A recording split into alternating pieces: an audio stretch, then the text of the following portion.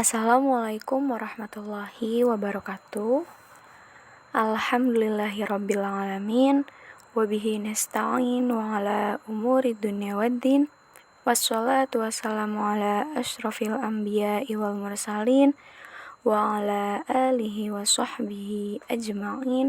Amma ba'du. Puji syukur atas kehadirat Allah Subhanahu wa taala yang telah memberikan kita beribu-ribu nikmat sehingga kita masih bisa bertemu pada hari ini. Sholawat serta salam tak lupa kita curahkan kepada baginda kita, Nabi besar kita, Nabi Muhammad Sallallahu Alaihi Wasallam, kepada keluarganya, sahabatnya, dan kepada kita semua selaku umatnya sampai kelak datangnya hari kiamat nanti. Amin amin ya rabbal alamin. Yang terhormat Ibu Atikotul Fitriyah SPD M.Hum selaku dosen pengampu mata kuliah Bahasa Indonesia, dan yang saya banggakan juga teman-teman seperjuangan. Sebelumnya izinkan kami untuk memperkenalkan diri. Kami dari kelompok 6 yang beranggotakan yaitu yang pertama saya sendiri Nabah Hilma Nabila sebagai pemateri dan moderator, lalu dua rekan saya yaitu Andri Febrian Darisanti sebagai pemateri dan Nabila Ayu Amanda sebagai pemateri. Pada kesempatan kali ini kami akan membahas tentang paragraf. Yang pertama yaitu pengertian paragraf. Apa yang dimaksud dari paragraf? Oke, paragraf di sini merupakan inti penuangan buah pikiran dalam sebuah karangan dan didukung oleh himpunan kalimat yang saling berhubungan untuk membentuk suatu gagasan. Adapun fungsi dari paragraf yaitu untuk memudahkan pengertian dan pemahaman dengan memisahkan satu topik atau tema dengan topik yang lain, karena setiap paragraf hanya boleh mengandung satu unit pikiran atau ide pokok. Paragraf mempunyai ide pokok atau gagasan utama yang dikemas dalam kalimat topik. Bagi para penulis, ide pokok itu menjadi pengendali untuk kalimat-kalimat penjelas atau pengembang agar tidak keluar dari pokok pembicaraan. Sementara itu, bagi para pembaca, ide pokok ini merupakan suatu penuntun untuk memahami isi, karena disitulah inti dari informasi yang ingin disampaikan oleh penulis tercantum di dalam paragraf tersebut. Selanjutnya yaitu tentang ciri-ciri paragraf. Secara umum, sebuah paragraf dapat dikatakan efektif jika mempunyai beberapa ciri-ciri. Di antaranya yaitu yang pertama, mengandung satu gagasan utama yang dijelaskan dengan beberapa pikiran penjelas. Yang kedua, yaitu pikiran penjelas yang betul-betul mendukung gagasan utama. Ketiga, gagasan utama dan penjelas yang dikemas dalam kalimat yang lugas dan efektif. Lalu ciri-ciri yang terakhir yaitu kalimat yang satu berkait serasi dengan kalimat yang lain di dalam sebuah paragraf. Maka dari itu, jika sudah memenuhi kriteria dari keempat ciri-ciri tersebut, maka sudah dapat dikatakan bahwa paragraf tersebut sudah sesuai dengan ketentuan dan sudah bersifat efektif. Pembahasan selanjutnya yaitu tentang struktur paragraf. Dalam paragraf, tingkat keeratan hubungan antara kalimat-kalimat pengembang dan kalimat topik berbeda-beda.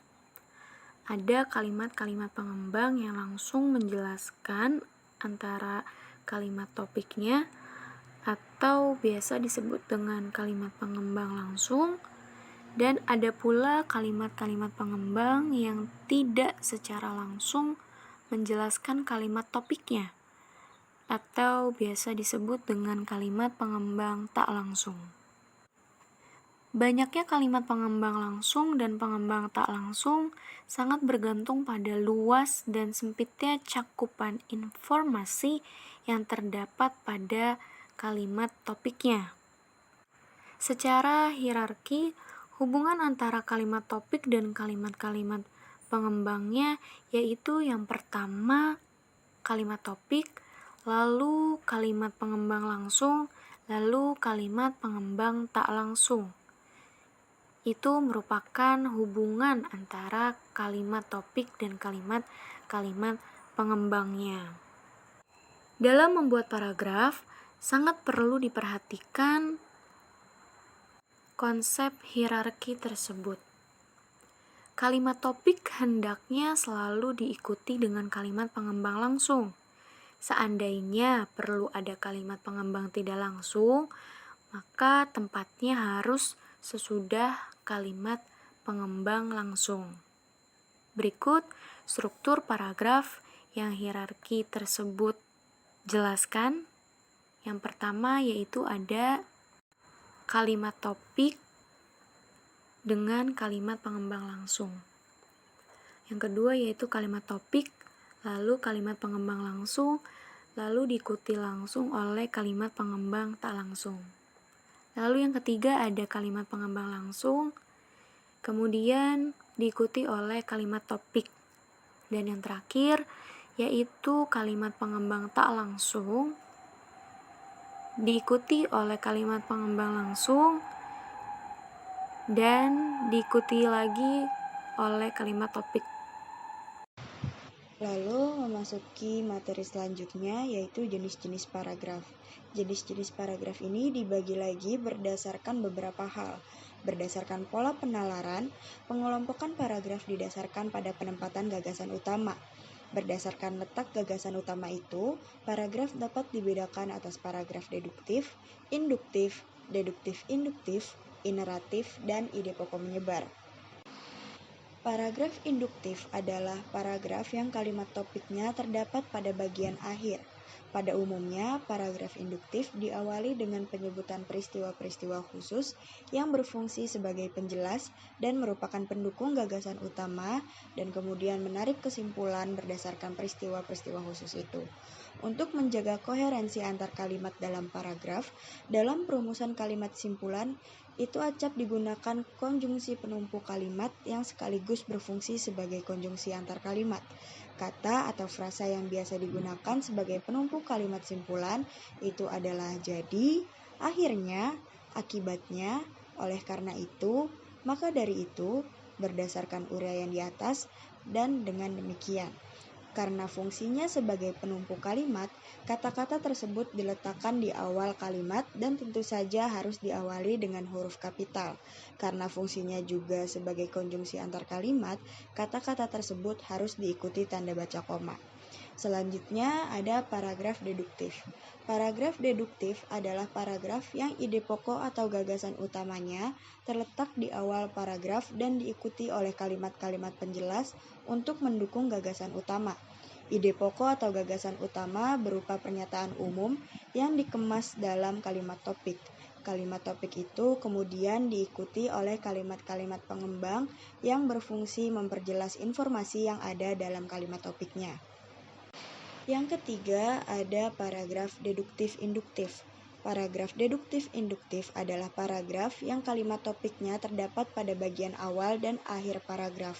Meskipun ada 2 kali permunculan kalimat topik, hal itu bukan berarti gagasan utamanya ada 2. Adanya 2 kalimat topik itu hanya merupakan bentuk pengulangan gagasan utama untuk mempertegas informasi.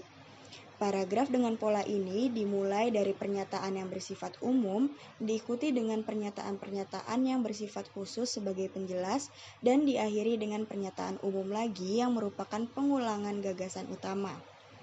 Di paragraf selanjutnya ada paragraf ineratif. Paragraf ineratif adalah paragraf yang kalimat utamanya terletak di tengah-tengah paragraf. Paragraf ini diawali dengan kalimat-kalimat penjelas sebagai pengantar, kemudian diikuti gagasan utama dan ditambahkan lagi kalimat-kalimat penjelas untuk menguatkan dan mempertegas informasi. Selanjutnya ada paragraf ide pokok menyebar. Paragraf dengan pola semacam itu tidak memiliki kalimat utama. Pikiran utamanya menyebar pada seluruh paragraf atau tersirat pada kalimat-kalimatnya. Untuk dapat memahami gagasan utama paragraf tersebut, pembaca harus menyimpulkan isi paragraf itu. Dengan memperhatikan setiap kalimat dalam paragrafnya, kita dapat menyarikan isinya. Intisari itulah yang menjadi gagasan utamanya. Di slide selanjutnya ada jenis-jenis paragraf berdasarkan gaya pengungkapannya. Suatu gagasan dapat diungkapkan dengan berbagai gaya bergantung pada tujuan komunikasinya. Tujuan komunikasi yang berbeda pasti akan disampaikan dengan gaya pengungkapan yang berbeda pula. Gaya atau corak ekspresi meliputi narasi, deskripsi, eksposisi, argumentasi, dan persuasi. Adapun perincian tiap-tiap gaya itu adalah sebagai berikut. Paragraf narasi merupakan gaya pengungkapan yang bertujuan menceritakan atau mengisahkan rangkaian kejadian atau peristiwa, baik peristiwa kenyataan maupun peristiwa rekaan, atau pengalaman hidup berdasarkan perkembangannya dari waktu ke waktu, sehingga tampak seolah-olah pembaca mengalami sendiri peristiwa itu. Paragraf narasi dimaksudkan untuk memberitahu pembaca atau pendengar tentang sesuatu yang diketahui atau dialami penulis supaya pembaca terkesan. Untuk materi selanjutnya akan dijelaskan oleh Kak Andri. Waktu dan tempatnya dipersilahkan. Baik, sebelumnya terima kasih Nabila yang telah mempersilahkan saya. Kemudian saya di sini mencoba untuk melanjutkan penjelasan paragraf berdasarkan gaya pengungkapannya. Nah, kemudian ada paragraf persuasif, yakni paragraf yang berisi ajakan dan membujuk pembaca agar mau melakukan sesuatu sesuai dengan keinginan penulisnya. Nah, biasanya agar tujuannya itu dapat tercapai, si penulis harus mampu menyampaikan bukti dengan data dan juga faktor pendukung. Contoh paragraf persuasif yang sering sekali kita ketemui, yakni adalah propaganda, yang biasanya dilakukan oleh berbagai lembaga, badan, atau organisasi seperti iklan, yang mana hal tersebut biasanya disampaikan dalam berbagai media ataupun TV, yakni untuk menarik perhatian konsumen dan mempromosikan suatu produk. Untuk mengajak atau menghimbau pembaca, biasanya juga penulis dapat menggunakan ungkapan persuasif seperti ayo atau mari. Dalam paragraf persuasif, penulis juga ingin mempengaruhi pembaca atau mengajak pembaca untuk melakukan sesuatu. Selanjutnya yakni paragraf argumentasi. Nah, seperti namanya, paragraf tersebut bertujuan membuktikan pendapat penulis agar pembaca menerima pendapatnya. Nah, dalam paragraf ini biasanya penulis menyampaikan pendapat yang disertai penjelasan serta alasan yang kuat agar para pembaca bisa yakin dan juga terpengaruh. Adapun dasar tulisan argumentasi yakni adalah berpikir kritis dan juga logis berdasarkan fakta-fakta yang dapat dipertanggungjawabkan. Nah, fakta-faktanya itu bisa juga diperoleh dengan berbagai cara, seperti bahan bacaan, wawancara atau angket, penelitian atau pengamatan langsung melalui observasi. Kemudian, paragraf argumentasi juga dapat dikembangkan dengan pola sebab akibat. Nah, dalam praktiknya, pola sebab akibat dapat disajikan juga sebaliknya. Bisa akibatnya dahulu, kemudian dicari sebab-sebabnya. Dan yang terakhir, kata penghubung antar kalimat yang dapat digunakan dalam paragraf ini antara lain yaitu oleh karena itu, dengan demikian, oleh sebab itu. Kemudian selanjutnya saya akan menjelaskan tentang paragraf berdasarkan urutannya. Nah, secara umum, suatu rangkaian biasanya terdiri dari 3 bagian. Yang pertama, yakni paragraf pembuka, kedua paragraf isi, dan yang terakhir adalah paragraf penutup. Paragraf pembuka adalah paragraf yang mengantarkan pembaca pada pembicaraan. Nah, paragraf ini juga berfungsi untuk memberitahu latar belakang, kemudian masalah tujuan, dan juga anggapan dasar. Kemudian, dalam paragraf pembuka itu sendiri biasanya ada yang disebut sebagai paragraf pengantar, yakni yang fungsinya untuk menunjukkan pokok persoalan yang mendasari masalah, kemudian untuk menarik minat pembaca dengan menggunakan latar belakang dan juga sebagai pentingnya pemecahan permasalahan. Ada pula fungsi lain dari paragraf pengantar, yakni untuk menyatakan tesis atau ide sentral karangan yang akan dibahas, dan juga untuk menyatakan pendirian sebagai persiapan ke arah pendirian selengkapnya sampai dengan akhir karangan. Kemudian ada paragraf isi. Paragraf isi merupakan inti dari sebuah karangan, yang mana biasanya paragraf ini terletak di antara paragraf pembuka dan paragraf penutup, atau di antara keduanya. Nah, di dalam paragraf isi inilah inti pokok pikiran penulis dikemukakan. Biasanya jumlah paragraf isi sangat bergantung pada luas sempitnya cangkupan informasi yang ingin disampaikan. Dalam paragraf isi juga biasanya terdapat bagian pengembang dari pokok pikiran. Kemudian juga ada bagian yang berperan sebagai transisi atau peralihan gagasan. Namun, secara umum, paragraf pengembang berfungsi untuk menerangkan atau menguraikan gagasan pokok karangan, yang mana fungsi lainnya itu adalah sebagai menguraikan, mendeskripsikan, membandingkan, menghubungkan, menjelaskan, atau menerangkan pokok pikiran.